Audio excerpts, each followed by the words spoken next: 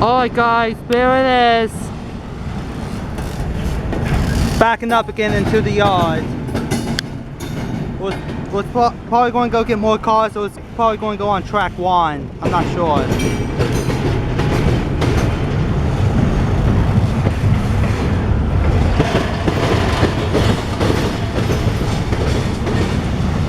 But anyway, here it is, going backwards.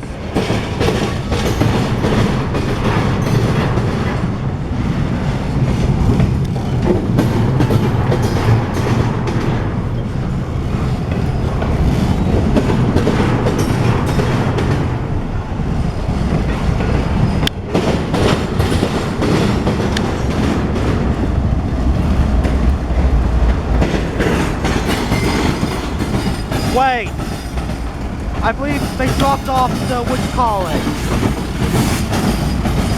I think they dropped off the other cars, like the box cars, into the yard, in the CSX Marion yard in Marion, Ohio. So I think it's now going to be an intermodal train, I believe, but I'm not sure. But he's going on Main 1, probably backing up to get ready to go, head out to Marion, head out east. Probably going to Cleveland or somewhere.